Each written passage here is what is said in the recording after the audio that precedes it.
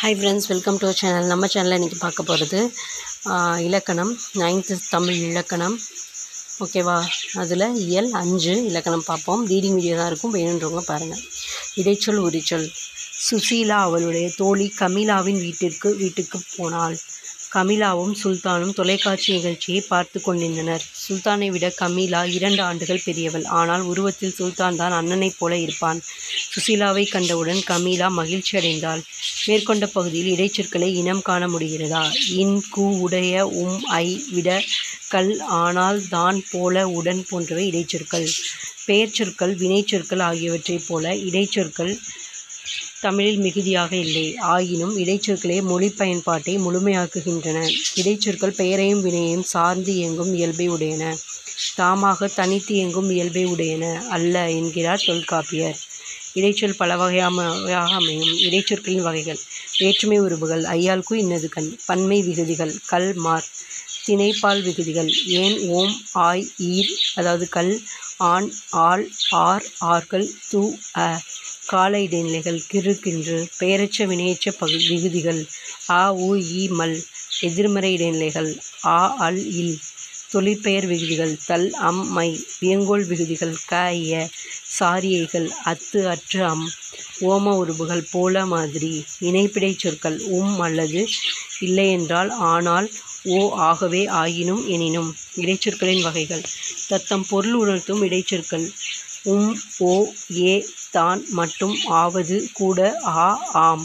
சொல்லுறுப்புகள், மூலம், கொண்டு, இருந்து, பற்றி, வரை. வினா உருபுகள், ஆ, ஓ. இவற்றுள் ஓ, ஏ, தான், மட்டும், ஆவது, கூட, ஆ, ஆம் ஆகிய இடைச்சொற்கள் தற்கால தமிழில் மிகுதியாக பயன்படுத்தப்படுகின்றன. என்னும் இடைச்சொல் எதிர்மறை, சிறப்பு, ஐயம், எச்சம், முற்று, அளவை, தெரிநிலை, ஆக்கம் என்னும் பொருள்களில் வரும். மழை பெய்தும் புழுக்கம் குறையவில்லை. எதிர்மறை உம்மை. பாடகர்களும் போற்றும் பாடகர். உயர்வு சிறப்பு. ஓகார இடைச்சொல் ஒழியிசை, வினா சிறப்பு, உயர்வு இழிவு.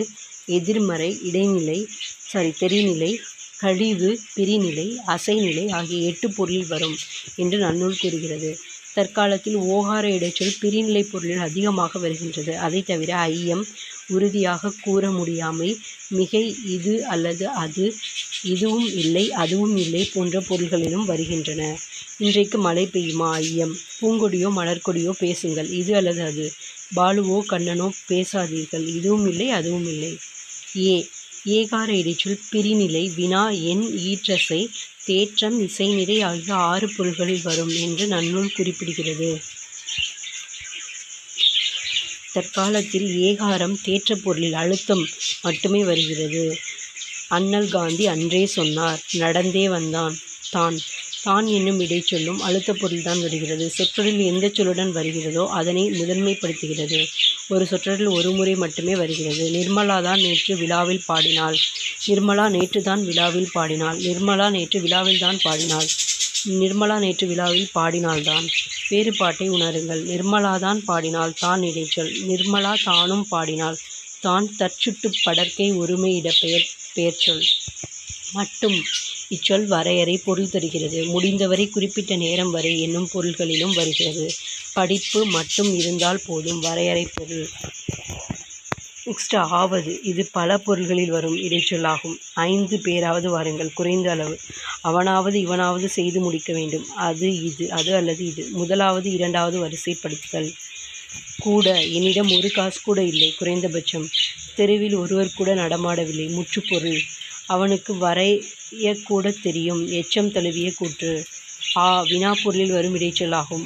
என்னும் இடைச்சொல் சொற்றொடரில் எந்த சொல்லுடன் இணைந்து வருகிறதோ அச்சொருள் வினாவாகிறது. புகழேந்தி நேற்று உன்னுடன் பேசினானா? புகழேந்தி நேற்று உன்னுடன் பேசினான்.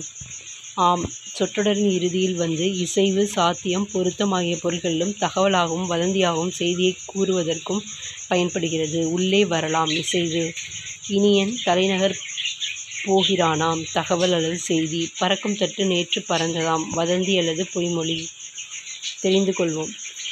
அன்று என்பது ஒருமைக்கும், அல்ல என்பது பன்மைக்கும் உரியன. எடுத்துக்காட்டு: இது பழமன்று, இவை பழங்கள் அல்ல. எத்தனை என்பது எண்ணிக்கையை குறிக்கும். எத்துணை என்பது அளவையும் காலத்தையும் குறிக்கும். எத்தனை நூல்கள் வேண்டும். எத்துணை பெரிய மரம், எத்தனை ஆண்டு பழமையானது. உரிச்சொற்கள் பெயர்களையும் வினைகளையும் சார்ந்து வந்து பொருள் உணர்த்துகின்றன. உரிச்சொல் இசை, குறிப்பு, பண்பு என்னும் பொருள்களுக்கு உரியதாய் வரும். உரிச்சொற்கள் ஒவ்வொன்றும் தனிப்பொருள் உடையவை. ஆனால் இவை தனித்து வழங்கப்படுவதில்லை.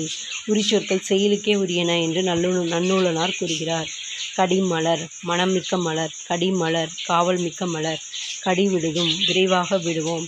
கடிநுனி, கூர்மையான நுனி. ஒரு சொல் பல பொருளுக்கு உரியது. உரு, தவ, நனி என்ற 3 உரிச்சொற்களும் மிகுதி என்னும் பொருளில் வருகின்றன. உரு பசி, தவச்சிறிது, நனி நன்று. பல சொல் ஒரு பொருள்.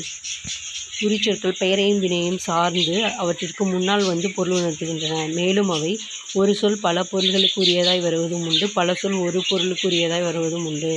மழ, குல என்பவற்றிலிருந்து உருவானவை மழலை, குழந்தை போன்ற சொற்கள். உவப்பு, உவகை. பசப்பு, நிறம் மங்குதல். பயப்பு, பயன் போன்றவை அப்படியே பயன்படுகின்றன. செழுமை என்பது செழிப்பு, செழித்த, செழிக்கும் என பெயராகவும் வினையாகவும் பயன்படுகிறது. விழுமம் என்பது விழுப்பம், விழுமுதல், விழுமிய என பெயராகவும் வினையாகவும் பயன்படுகிறது. பிற உரிச்சொற்களும் அவ்வாறே தற்காலத்தில் பயன்படுகின்றன. இதோட தான் இந்த இலக்கண ரீடிங் வீடியோ முடிஞ்சுச்சு.